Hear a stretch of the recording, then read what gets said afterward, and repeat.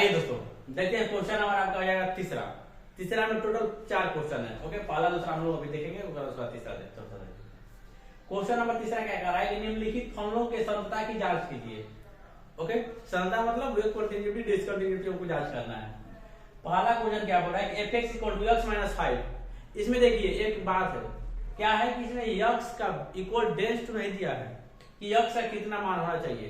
Okay, तो x का जब कोई भी मान नहीं दिया तो हम कोई भी रियल नंबर या कांस्टेंट नंबर ले लेंगे। कांस्टेंट नंबर मतलब c। ओके, तो हम लोग क्या करेंगे, यहाँ पे लेते हैं x = c। कंफर्म है। अब देखिए सॉल्यूशन में f(x) आपका क्या दिया, f(x = x - 5)। x - 5। अब देखिए LHL। Okay, left hand limit में क्या करेंगे, लिमिट x टेंड्स टू कितना तक, c तक हम लोग लेट कर लिए हैं, equal to f(x), sorry equal to नहीं रहेगा, f(x), राइट। ये limit x tends to c, f(x) का मान क्या है, तो x - 5। यहाँ पे क्या लिखेंगे, c - 5, यहाँ पे कर देंगे आप c - 5। ये हो गया मेरा लेफ्ट हैंड लिमिट। अब देखिए राइट हैंड लिमिट में क्या बोल रहा है कि वही क्या करेंगे, लिमिट x टेंड्स टू कितना, c f(x). Okay, limit x tends to c, limit क्या है आपका, फंक्शन क्या है, x - 5, और अब x का मान c का मान x रखे, तो x मान रख दीजिए, x का मान c, तो c - 5। ओके, अब यहाँ पे आइए, अब यह x डायरेक्ट fc निकालिए, fc इक्वल टू यहाँ पे c - 5। कंफर्म है। तो अब क्या कर, देखिए तीनों बराबर हो गया, x c - 5 c - 5। यहाँ पे ले देंगे, चूंकि left hand limit LHL equal है RHL इक्वल है fc। Okay, hence f(x) is a continuous। Confirm है। अब आता है क्वेश्चन नंबर दूसरा पे। देखिए क्वेश्चन नंबर दूसरा क्या बोल रहा है, दूसरा करने का मतलब है f(x = 1/x - 5) एंड यहाँ पे x not equal to 5, मतलब x का मान 5 नहीं रहेगा तब क्या होगा, यह कंटिन्यूअस होगा नहीं होगा। तो x का मान 5 नहीं रहेगा तो कुछ भी रह सकता है, -1 -2 -3 या 1 2 3 ABCD कुछ भी रह सकता है, कांस्टेंट नंबर होना चाहिए। ओके, तो उसके लिए हम लोग क्या करेंगे, डायरेक्ट c ले लेंगे, क्योंकि यह अनगिनत बात है, 5 नहीं रहेगा, 5 को छोड़कर सभी किसी भी मान के लिए हम लोग निकाल सकते हैं। तो निकालने के लिए क्या करेंगे, मान लेते हैं ये लेट है, x = क्या, c belongs to r। Okay, इस तरह से कर सकते हैं। यहाँ पे आप बिलोंग्स टू r भी लिख सकते हैं, इसको भी बिलोंग्स टू r लिख सकते हैं, इसमें कोई डाउट नहीं है। कंफर्म है। अब देखिए लेट x = c, कब 5 को छोड़कर, 5 नहीं रहेगा इसमें। ओके, बोले दिया पहले से 5 नहीं है। इसके बाद लिमिट LHL, लिमिट आपका हो जाएगा x टेंड्स टू कितना आ जाएगा, c। Okay, f(x). अब देखिए limit x tends to c, function क्या है 1/x - 5, यहाँ पर मान रखिए 1/c - 5। Okay, right hand limit क्या बोल रहा है, limit x tends to c आपका हो जाएगा f(x). Okay, limit x tends to c, function क्या है 1/c - 5 इक्वल टू, सॉरी यहाँ पे x रहेगा ना, x - 5। अब मान रखिए, तो मान रखते 1/c - 5 यहाँ पर ये। ओके, और यहाँ पे देखिए fc इक्वल टू 1/c - 5, क्योंकि यहाँ पे कर सकते हैं f(x) = LHL = RHL, hence f(x) is a continuous। इस तरह से बनेगा क्वेश्चन नंबर दूसरा। कंफर्म है। अब आते हैं तीसरा और चौथा पे। आइए देखते हैं क्वेश्चन नंबर सी और D. Okay, f(x) equal to क्या बोल रहा है, f(x) इक्वल टू x² - 25 बटा में x + 5। Okay, x not equal to -5। Confirm है। इसके -5 मतलब अब -5 के अलावा कुछ भी आप ले सकते हो, लेकिन -5 नहीं ले सकते हो। उसके बाद आप कंटिन्यूटी की जांच करो कि कंटिन्यूअस है या नहीं है। कंफर्म है?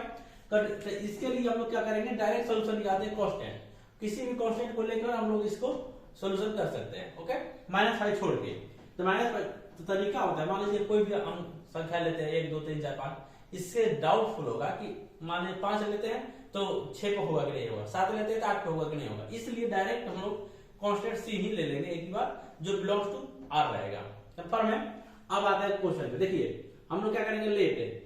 सबसे पहले क्या करेंगे, x इक्वल टू लेट कर लेंगे c, okay, belongs to R. Confirm है?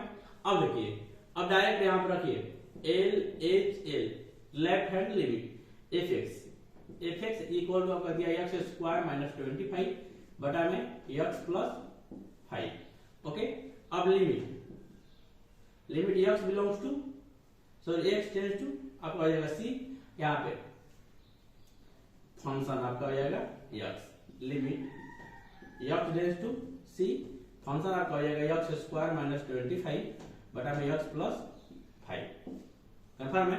अब यहाँ पे मान रखिए limit x belongs to c, यहाँ पे रखिए x टेंड्स टू c में ये डायरेक्ट मान रखिए, जब रखना की जरूरत नहीं है, c स्क्वायर माइनस 25 बटा में c प्लस 5, यह हो गया आपका LHL। कंफर्म है? देखिए RHL यहाँ पे डायरेक्ट है, आप limit x tends to c function, okay, limit x tends to c function आपका हो जाएगा क्या, x square plus 25 x minus 5। Okay, अब मान रखिए तो c square minus 25 plus 25 c minus 5, यहाँ पे क्या कर सकते हैं c माइनस 5, ये हो गया आपका RHL। कंफर्म है? अब फंक्शन निकालिए fc इक्वल टू डायरेक्ट मान रखिए fc equal to c square plus 25 बटा में c माइनस 5। अब देख सकते हैं आप, मैच करिए, देखिए left hand limit, right hand limit and function आपका क्या है, तीनों इक्वल आ गया। तो आप लिख दो left hand limit equal to right hand limit equal to fx। Confirm है? तो लिख सकते हैं hence function is a continuous. Confirm है? अब यहां पे आते हैं, आपका क्वेश्चन हो जाएगा। क्वेश्चन क्या बोल रहा है कि x fx equal to mod में x माइनस 5। ओके, इसके लिए भी कोई भी कंडीशन नहीं दिया है, कोई भी कंडीशन नहीं दिया तो हम लोग c से निकालेंगे। कंफर्म है? तो यहाँ पे लिख देंगे लेट x इक्वल टू क्या हो जाएगा c belongs to r। Confirm है? यहाँ पे देखिए लेट हो गया तो LHL limit x tends to c आपका हो जाएगा function fx, limit x tends to c function हो जाएगा मॉड में x माइनस 5। अब c रखिए मान, तो आप ये c रख सकते हैं, तो क्या आ जाएगा c माइनस 5, यह मॉड में आ जाएगा। कंफर्म है? ये तरह से। अब देखिए यह हो गया लेफ्ट हैंड लिमिट। अब राइट हैंड लिमिट यहाँ आप निकाल देते हैं, राइट हैंड में काफी स्पेस है, तो राइट हैंड लिमिट निकालिए, तो हो जाएगा आपका right hand limit x minus x tends to c function, okay, limit x tends to c function आपका हो जाएगा क्या, x माइनस 5। कंफर्म है? तो आप लिख सकते हैं c माइनस 5।